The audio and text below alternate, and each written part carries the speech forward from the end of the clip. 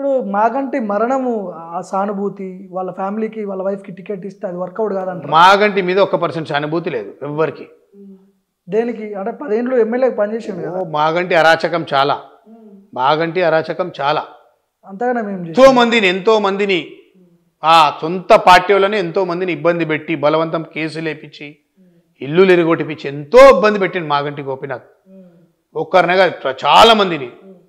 చెప్తున్నా కదా, టీఆర్ఎస్లో ఉన్న ex corporator Revanth Nagar corporator షఫీనే కానీ, కిలారి మనోహర్నే కానీ, వెంగళరావు నగరు ఇదే బాబా ఫసద్దిని కానీ, ఇదే ఎర్రగడ్డ ఎక్స్ కార్పొరేటరు సదాశివ్ యాదవ్ని కానీ అందరి నానా తిప్పలు పెడితే అందరు రాజకీయాల నుంచి తప్పుకురు. ఇదే యూసుఫ్ కూడా సంజయ్ గౌడ్ని కానీ మొన్న కాంగ్రెస్ అందరు రాజకీయాలు వదిలేసి వాడు బయటికి కూడా రాలేదు.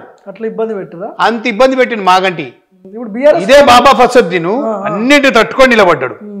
వాళ్ళ వైఫ్ వాళ్ళ సతీమణి పేరు వినపడతా ఉంది బీఆర్ఎస్ టికెట్ ఇస్తారని చెప్పి.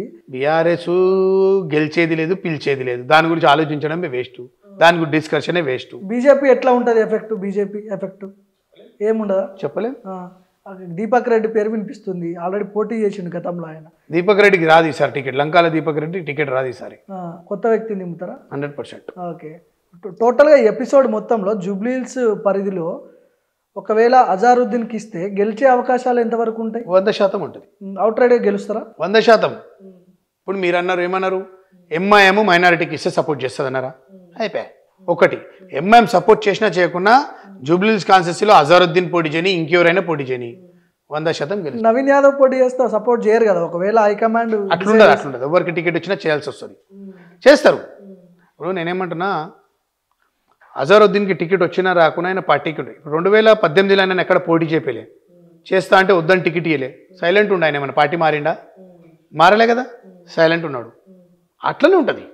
ఇప్పుడు పార్టీకి వీళ్ళు లాయల్గా ఉన్నోళ్ళు అజారుద్దీన్, అంజన్ కుమార్ యాదవ్ గారు కూడా ఏమన్నారు, నేను పార్టీ గురించి తిరుగుతున్నా భయ్, నాకు జూబ్లీహిల్స్ నుంచి సంబంధం ఉంది, నేను తిరుగుతున్నా. పార్టీ ఎవరికి టికెట్ ఇచ్చినా పార్టీకి పని చేస్తున్నాం, నేను పోయి నా సొంత గురించి తిరగట్లే కదా, నేను కాంగ్రెస్ కాండవ కప్పుకొని తిరుగుతున్నా అన్నారా? కరెక్టే కదా. ఈ 10 ఏళ్లలో జూబ్లీహిల్స్ బీఆర్ఎస్ అధికారంలో ఉన్నప్పుడు ఏమన్నా అభివృద్ధి చెందింది? ఎందుకంటే కొన్ని ఏరియాలు నేను చూసిన, బోరబండ ఒకటి, యూసఫ్ కూడా ఒకటి, చాలా దరిద్రమైన పరిస్థితుల్లో ఉన్నాయి. ఆ డ్రైనేజ్ సమస్య అయితే దారుణంగా ఉంది. ఏం చేయలేదు, ఎవరు బాగా చేయలేకపోయారు. ఏం చేయలేదు మాగంటి గోపీనాథ్. డెవలప్మెంట్ తక్కువ. ఆయన చుట్టుముట్టు అంతా రౌడీ షీటర్లు, అంత లంగలం దొంగలను ఎంటర్టైన్ చేసిండు ఆయన. ఇప్పుడు సిఎన్ రెడ్డి అన్నారు. ఆ సిఎన్ రెడ్డి అనేటో ఆయనని మాగంటి గోపీనాథే తెచ్చి కార్పొరేటర్గా ఇచ్చి గెలిపించిండు. ఏం చేసిండు సిఎన్ రెడ్డి? ఎలక్షన్లకు ముందు కాంగ్రెస్లో జాయిన్ అయ్యిండు. అంతా ఇట్లాంటి వాళ్ళనే. అంతా ఆయన ఎవరెవరైతే కార్పొరేటర్లు చేసిండో వాడు యూసు కూడా కార్పొరేటర్ రాజ్ కుమార్ పటేల్ అని ఫుల్ కరప్టెడ్. ఆ పిల్లాడు ఫుల్ కరప్టెడ్. యూసు కూడా డివిజన్లో కూడా అంత కరప్టెడ్ ఎవరు లేరు. రాజ్ కుమార్ పటేల్ విన్న పేరు. అవును. ఇప్పుడు వెంగళరావు నగర్ డివిజన్ లో ఎంత డ్రైనేజ్ సమస్య అంటే, మీరు వెంకటగిరి నుంచి ఏదైతే వాటర్ ఏదైతే వస్తుందో సి బ్లాక్ లో అసలు వర్షాలు వస్తే పాపం వాళ్ళు ఇళ్లకి బయటికి వెళ్ళారు. అంత ఘోరం. సాయిబాబా టెంపుల్ దాటి సాయి కిరణ్ స్కూల్ అవన్నీ ఉంటాయి సి బ్లాక్. ఏమి డెవలప్మెంట్ లేదు. వాడిది ఎంత కరప్షన్. ఎవడు ఇల్లు కట్టినా దర్వాజా కొట్టాలా, మనిషిని పంపేయడం. అదే వెంగళరావు నగర్ డివిజన్ తీసుకోండి. ఇప్పుడు ఆమె దీదీప్య అని కార్పొరేట్ ఉంది. ఇప్పుడు ఆమె ఏమంటే నాకు టికెట్ ఇస్తే నేను ఎమ్మెల్యేగా పోటీ చేస్తా అంటది.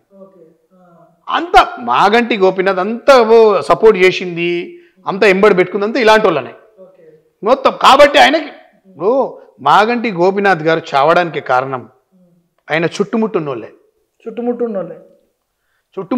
ఇష్యూస్ అన్నారు కదా, దానికి సంబంధం ఏముంది అన్న? హెల్త్ ఇష్యూ ఎప్పుడు వస్తుంది? మనిషి టెన్షన్స్ వల్ల వస్తుంది, మానసిక ఇబ్బంది, ఇవన్నీ టెన్షన్. ఎంబడి ఉన్నోళ్ళు ఏం చేస్తారు? సార్ వీడు అది చేస్తుంది సార్ వాడు అది చేస్తుంది సార్ వాడిని టార్గెట్ చేయండి సార్ వాడి మీద కేసు బుక్ చేయండి సార్. వీనికి ఇదే పని. వాళ్ళు రూలింగ్లో టీఆర్ఎస్ పార్టీ ఉన్నప్పుడు మాగంటి గోపీనాథ్ కాదు, రాత్రి 10 కాగానే మీనాక్షి పాన్ వేసుకోవాలా, నలుగురిని కూర్చోబెట్టుకోవాలా, ఆ నలుగురు ఉండడం, వీని మీద కంప్లైంట్, ఆ రాత్రి సిఐకి ఫోన్ కొట్టడము, వాళ్ళని అరెస్ట్ చేయడం, వాళ్ళని కేసులు చేయడం, ఇదే ఇబ్బంది. అరే నేనేం చెప్తున్నా, పాప మా హైదరాబాద్ హోటల్ అయినా రేవంత్ నగర్ ఎక్స్ కార్పొరేటర్ షఫీ అని ఉండే, ఆయననైతే నానా తిప్పలు పెట్టేసిండు మాగంటి గోపీనాథ్. వెంగళరావు నగర్ కార్పొరేటర్ కిలారి మనోహర్ అయితే కొట్టించిండు టీఆర్ఎస్ కార్యకర్తలతో. అంత ఘోరం అనమాట. కాబట్టి వాళ్ళ మీద సింపతి 1% లేదు. మాగంటి ఫ్యామిలీకి ఇస్తే గనక వాళ్ళకి డిపాజిట్ రాదు ఈసారి. టోటల్గా ఎపిసోడ్ మొత్తం మీద ఏం చెప్తారు? టికెట్ ఎవరికి కన్ఫర్మ్ అయింది? జూబ్లీహిల్స్ ప్రజలు ఏం కోరుకుంటున్నారు? ఎవరిని గెలిపిస్తారు? జూబ్లీహిల్స్ ప్రజలు కాంగ్రెస్ పార్టీని గెలిపించబోతున్నారు. టికెట్ ఎవరికి కన్ఫర్మ్ కాలేదు, ఎవరి దాళ్ళు వస్తుంది అనుకుంటారు. బట్ టికెట్ 99% ఛాన్సెస్ అజరుద్దీన్ గారికి ఉన్నాయి. అదైతే చెప్పగలుగుతాను నేను. 99% అజరుద్దీన్ గారికి టికెట్ వచ్చే ఛాన్స్ ఫస్ట్ ప్రయారిటీ ఆయనకి ఉంది. ఎందుకంటే in charge already contested, minority MLA లేరు, మైనారిటీ మంత్రులు లేరు, కాబట్టి ఇవన్నీ ప్లస్ అయితే ఆయనకి, ఎవరికి, అజరుద్దీన్ గారికి. సో 99% అజరుద్దీన్ గారికి టికెట్ వచ్చే ఛాన్స్ ఉంది. అజరుద్దీన్ గారికి టికెట్ వస్తే నేను చెప్తున్నా కదా, ఎవరు బీజేపీ టీఆర్ఎస్ ఎవరికైనా 30 నుంచి 40 వేల మెజారిటీతో గెలుస్తాడు అజరుద్దీన్ గారు.